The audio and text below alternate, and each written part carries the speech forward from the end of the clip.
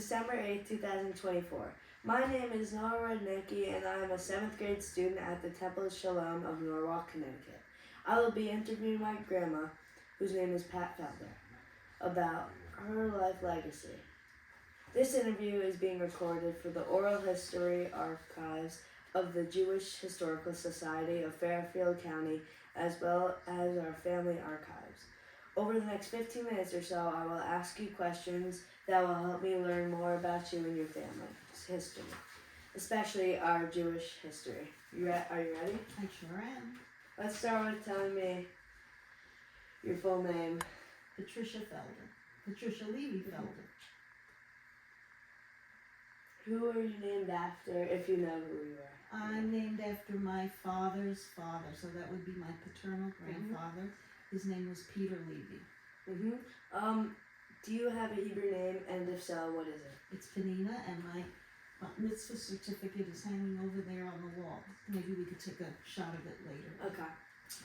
In this class, I've been learning about the immigration of Jews to the U.S. and other places. Do you know where your parents, grandparents, or great-grandparents immigrated from? Yes, and I did an ancestry DNA test a couple of years ago, so I have a map and a whole list, and you can take this home with you. Most of them came from Eastern Europe. I had one grandparent that came from Canada, and she was not Jewish, but when she married my grandfather, she converted and is actually buried in the Jewish cemetery next to him, and that's on my father's side. Do you know anything about Jewish life there? Like what the... Yes, the conditions were not good for Jews in Europe at the time that most of them came over in the early 1900s, late 1800s, and I also have a chart for that for you. And Jews at that time were trying to fit into Christian society, that's called assimilation, and but life was difficult because they were persecuted, and I would say that this family on both sides, my father's and my mother's, came over in the late 1800s or early 1900s during that time. That's good. Was anyone in your family directly affected by the Holocaust? No, thank goodness. No one? They were all gone. I mean, not that I'm aware of. They were all relocated to actually New York City first, in Manhattan, and then in Brooklyn. Alright. Can you tell me anything about our family's immigration to the United States? I mean, you just did. Is there anything else? Well, I did have a manifest for Pop-Pop's grandfather on a boat that he came over on, but I couldn't find it for this project.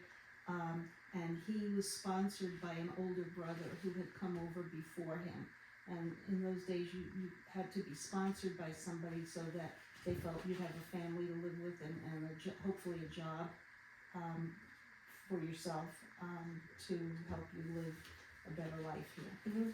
Do you know where someone from your family entered the U.S.? Like if they entered through like New York? Yeah, they all came through New York. Okay. So now we're gonna show our artifact to the camera. Okay, well, or photograph. It doesn't. Yeah, I have mostly photographs. So that works. Yeah. So this is my side of the family, and then I'll give you Pop-Pop's side of the family. Okay, so this is my grandfather, my mother's father. His name is Philip, and this is his father, whose name was Herman. I don't know what year this was taken, but he was a young man, and obviously he worked as a policeman at one time, and but in later life he was an upholsterer. That's a person who recovers furniture or makes furniture, puts the padding, the cushions, and the material on it. But this is a picture of him as a policeman, and he has a nightstick. I don't think it's in this picture, but my cousin Philip, who's named after him, has the nightstick. Okay. And this is my grandmother as an older person, in fact, shortly before she died, actually. This was then at an probably like 1951, I would say. And this is from 1978. So that's both of them. And then on my father's side, I have his father, Peter, who I'm named after, and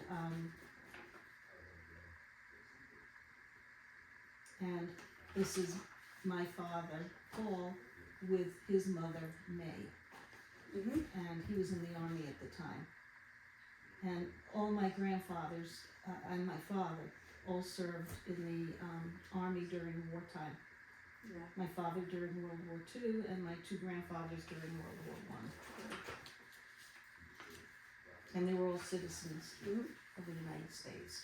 And now I have a picture of my parents, Toby and Paul Levy, and this was at your mom's wedding, your mom and dad's wedding in 2007. Okay. And this is a picture of you with Gigi Toby. And that was probably, what year do you think that might have been? That was in 1982. So Yeah, probably. 20. Probably. And then we have some artifacts and information about Daddy's family's migration and immigration. He comes from more regions than I do, but mostly Ashkenazi Jews, as I would, from Eastern Europe. But he also has southern Italy and the Mediterranean, northern Africa, and 1% of Sephardic Jews, Central and Eastern Europe, and the Basque region, which is in Spain. So that was kind of interesting. That's also from the results of a DNA test that we took a few years ago. And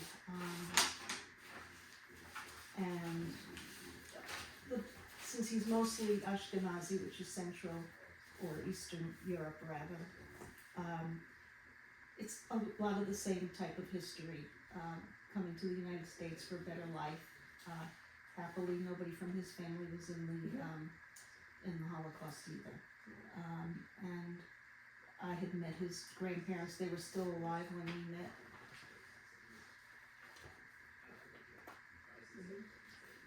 This is, Pop-Pop's name is Robert, right? And he was named after his grandfather, Robert, who died before he was born. And he kind of looks a little like him, don't you think? Yeah, he does. And his name was Robert Bennett. And they lived in Brooklyn. And his grandmother, Juliet, Robert's wife, and this is her here, Juliet, she actually ran a little school from her house. Pretty unusual. Like in their house, a school in their house? Yeah, pretty unusual for somebody to take on. Was it just like, do you know if it was just like one class or was it like multiple I don't know, it teachers? could have been a kindergarten, I'm not sure, Yeah. I'm really not sure. And this picture also has the rest of your your grandfather's family. Pop-Pop's mother, Adele, and Norman. You never knew these people. And this is Pop-Pop and Aunt Judy. And Juliet, as I mentioned. Yeah, probably didn't like having a little brother. And this is his grandpa Abe, who's the husband of Blanche, who I'll get to next. Abe was actually still alive. He would have been your great-great-grandfather. When? He was alive till your mother was 1 year old.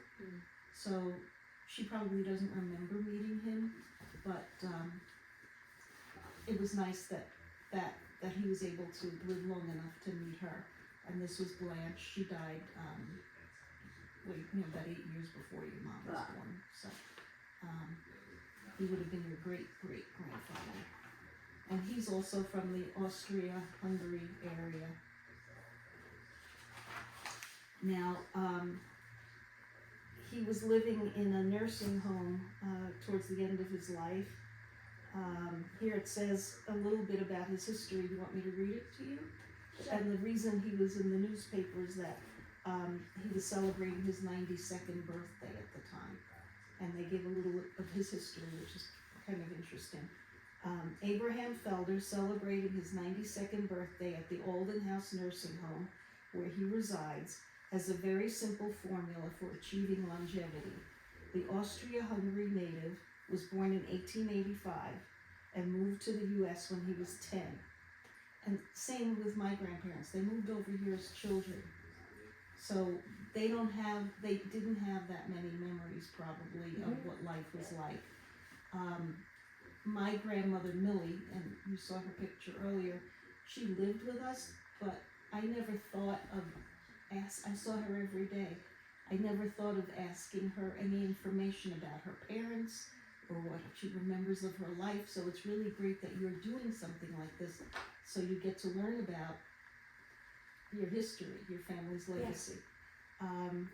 Here, Mr. Felder tells some of the staff his triple threat secret, to which he attributes his long life. He never worries, he believes in moderation, and is always fastidious. Do you know what fastidious means? It's very clean and neat and careful. Okay. Enjoying the celebration are some of the nurses there, and it said he spent 58 years in New York as a clothing cutter. He had to commute from Brooklyn to New Jersey by public transportation, and he would cut out patterns for men's suits. Yeah. He was a lovely, lovely man, very kind, always gentle, and I knew him. He was at our wedding. He has a son living in Deerfield Beach, and that's in Florida. And that was Norman. That's like by Miami, or is that like Deerfield north, Beach? south? It's closer to Delray Beach. Oh, I was there. Yeah, Delray, Boca, Deerfield Beach. Anyway, so Norman was kind of taken care of, and Norman was your Pop-Pop's father. Yeah. And he's not in this picture, but he's in that other picture. And your mom had a really close relationship with Grandpa Paul, Gigi Paul, and actually he met you before he passed away. You were about a year and a half old when he passed away. And she wrote this little essay. Even though they lived in Florida, she was the first grandchild. So anytime we came down there, it was really special. And he was an artist, a textile designer. That means designing prints for patterns of clothing. And wallpaper was the last thing he was designing before he passed away. And some of these paintings on the wall are by him. Do you want me to read this? Sure, why not? Grandpa Paul, you showed me how to paint when I was young. You did all my wallpaper and almost all my cousins. Now you are retired and you don't do that kind of work anymore. I love visiting you in Florida, and Grandma too. We used to take naps together and paint a lot. Now we're both older and we don't have the time. I love when you visited us at our apartment in Florida. You would always have a great gift for me. I will always love and remember you for the rest of my life, even when you're gone.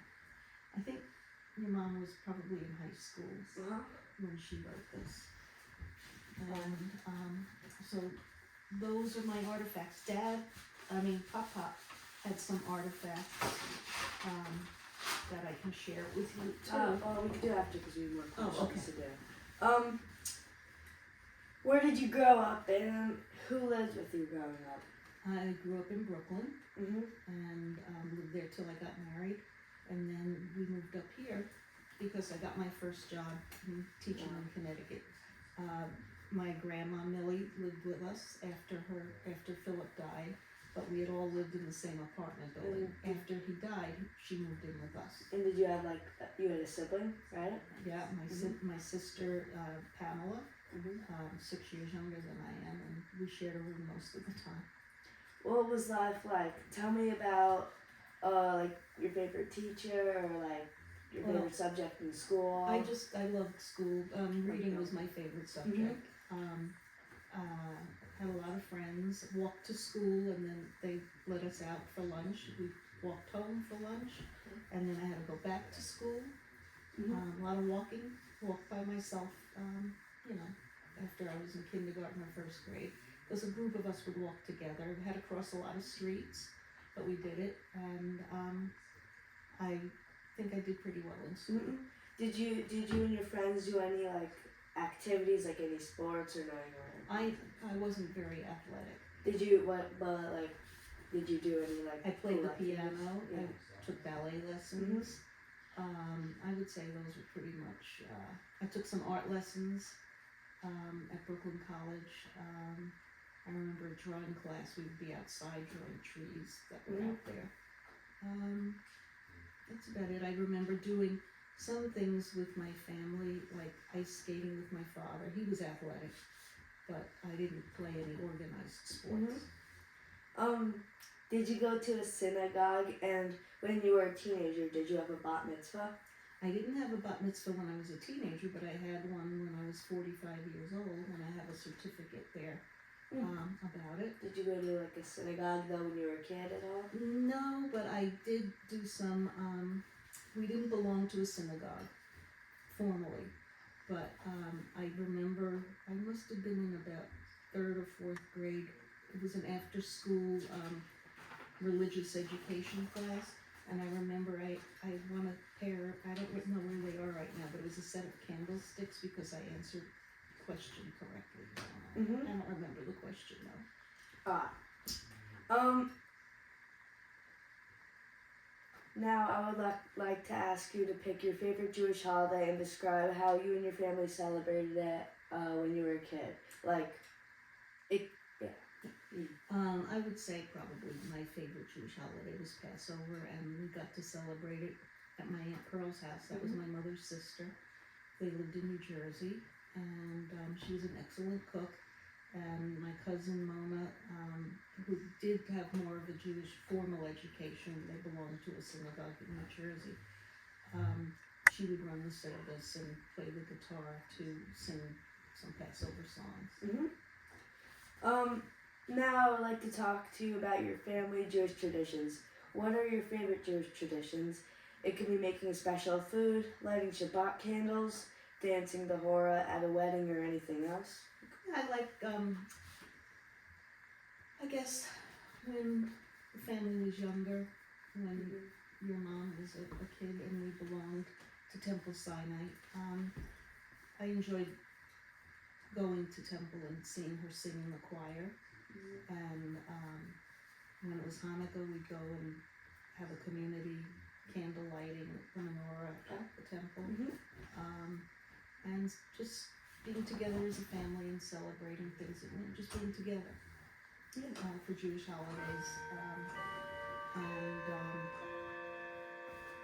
And everybody would bring a little something of their own personality to our get-togethers. Did anyone in your family serve in the military? My father was in the army. Remember I showed you that picture? And his father, Peter, was in the military, and for World War I, I guess it was. And my grandfather, Philip, was also served in World War I. And my father was in World War II. How did you meet my grandpa? How did you meet him?